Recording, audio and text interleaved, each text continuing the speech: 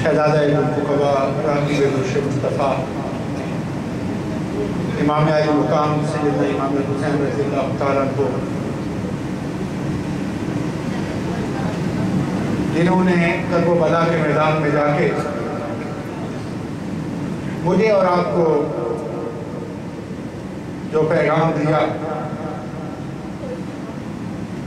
वो ये है कि इंसान किसी भी हाल में हो, कितने आराम और कितनी आसाइश की ज़िंदगी बसर कर रहा हो, अगर ज़िंदगी में कभी ऐसा वक्त आए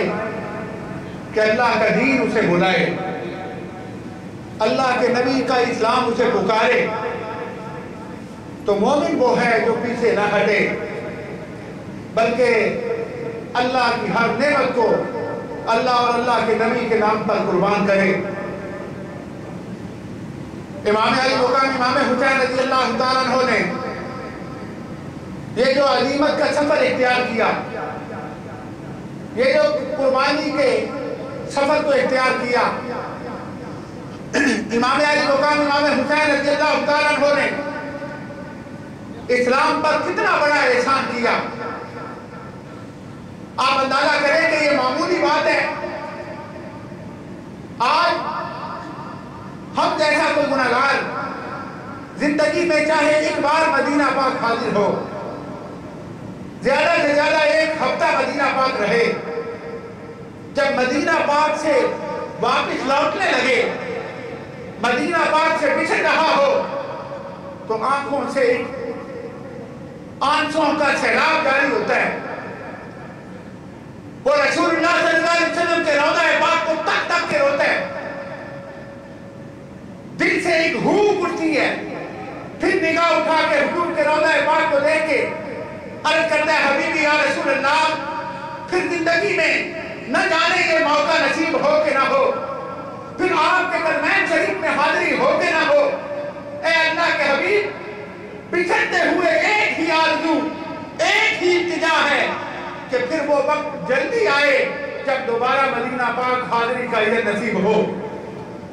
आप अंदाजा करें हम जैसे गुनाहगार का ये हाल और ये कैफियत। तो किसी ने कहा था, कहते हैं कि ये तो तैबा की मोहब्बत का असर है, वरना ये तो तैबा की मोहब्बत का असर है, वरना कौन रोता है लिपट के दरो दीवार के साथ कि जब मदीना पाक से हुजूर का गुलाम आज 1450 वर्ष बाद बिछड़ने लगता है तो रो रहा होता है। वो क्या मंजर, क्या कैफियत होगी कि जब अपनी हमशीर को साथ लेकर हुजूर सैयदा तैयबा ताहिरा सैयदा फातिमा ज़हरा की लहज़े जिगर, अपनी प्यारी बहन, अपनी वफा शिआर बहन सैयदा ज़ैनब को साथ लेकर इमाम अली मुकाम इमाम हुसैन रज़ियल्लाहु तआला अन्हु रसूलुल्लाह की कब्र पाक पे आए होंगे। हुजूर सल्लल्लाहु अलैहि वसल्लम की बारगाह में आखिरी सलाम अर्ज़ किया होगा। वो क्या वक्त होगा, वो क्या कैफियत होगी जब सैयदा ज़ैनब रज़ियल्लाहु तआला अन्हा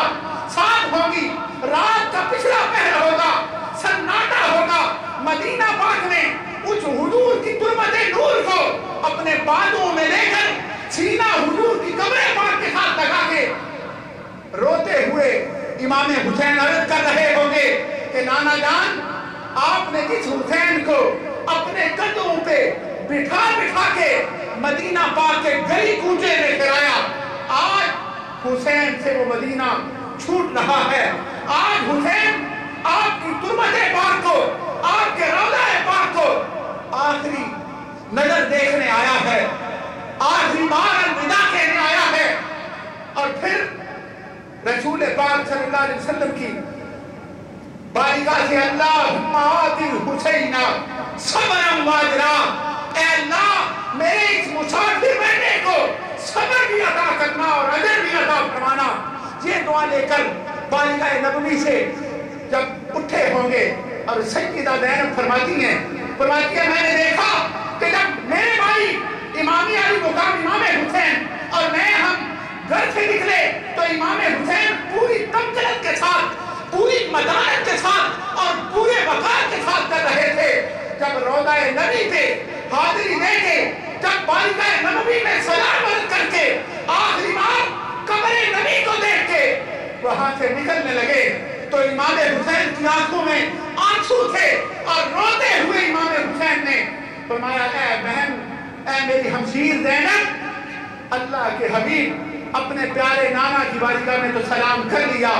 اب آؤ دونوں مل کے اپنی والدہ سیدہ فاطمہ کی بارگاہ میں سلام کریں۔ سیدہ زینب فرماتی ہے میں نے دیکھا کہ وہ امام حسین جو بڑی متانت بڑے وقار کے ساتھ چلتے ہوئے گھر سے روضہ نبی تک آئے، جب حضور کی قبر پاک سے نکلے،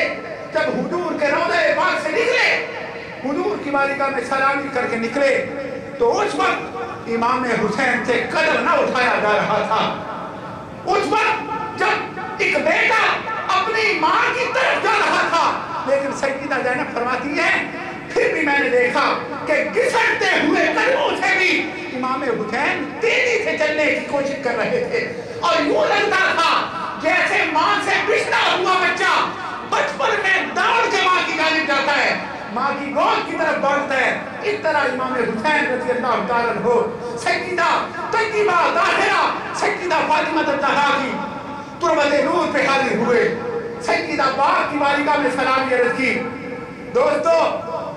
آپ اندازہ کر سکتے ہو کہ اس کیفیت میں بھی امام حسین رضی اللہ تعالیٰ عنہ نے رسول اللہ صلی اللہ علیہ وسلم کے دین کے لیے، رسول اللہ کے اسلام کے لیے، رسول اللہ کے دین کے پودے کی آبیاری کے لیے اور شجر اسلام کی آبیاری کے لیے اس مدینہ پاک کو بھی الوداع کہا اور مکہ پاک تشریف لائے، اور پھر مکہ پاک میں صحابہ کی غلامی میں، صحابہ کے جرمت میں، صحابہ کی اولادیں امام حسین رضی اللہ تعالیٰ عنہ کے آگے پیچھے عہد خادم چلتے ہیں۔ جدید کے اسرار پر پھر ایک وہ بھی وقت آیا کہ رجب کے مہینے میں تو مدینہ پاک چھوٹا تھا،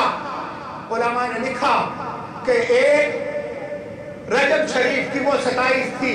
جب نانا جنت کے دولہا بن کے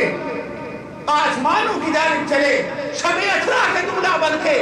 اللہ کی بارگاہ میں اپنی معراج کے لیے گئے،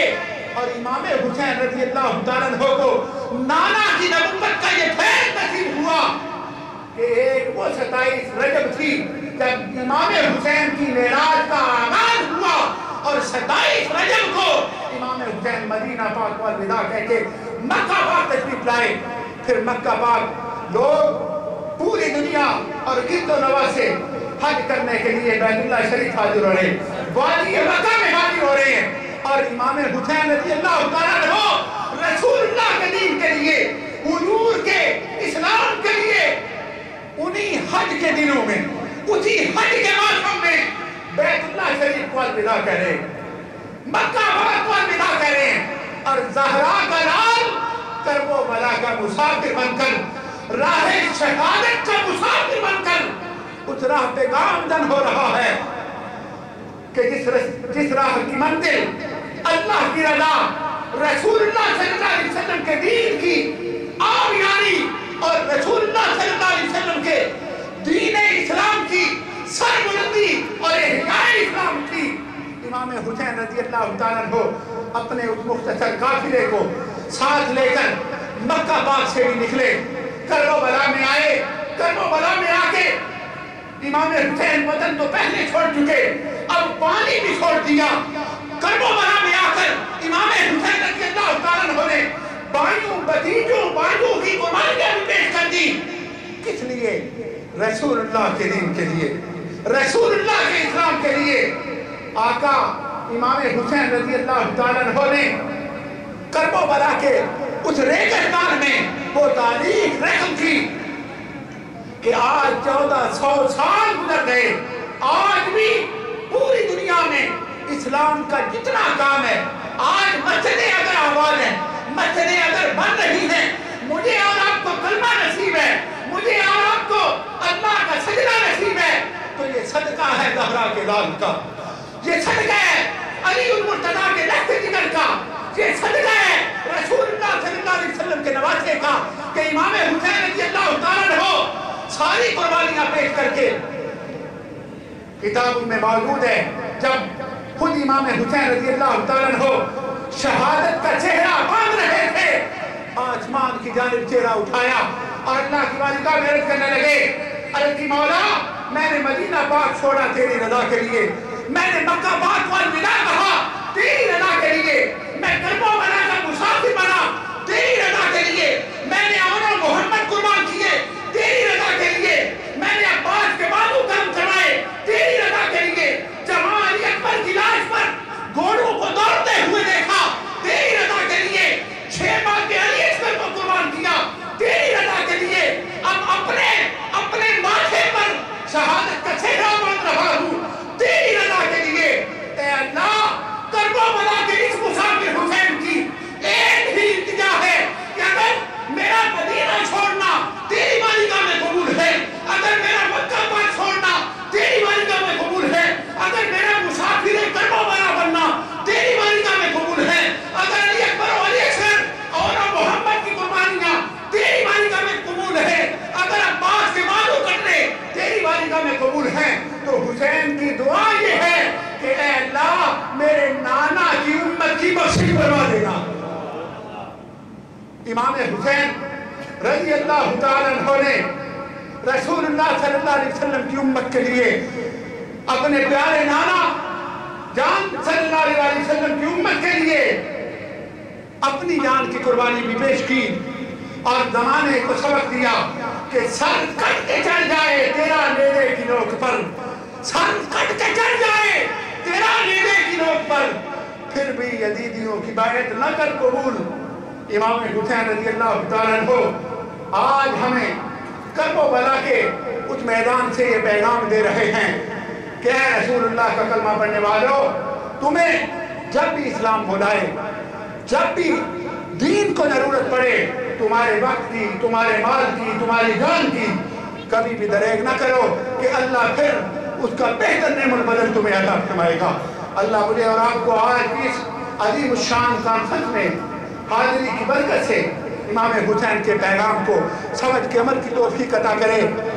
میں نعت رسول مقبول صلی اللہ علیہ وسلم کے لیے ملتمس ہوں جناب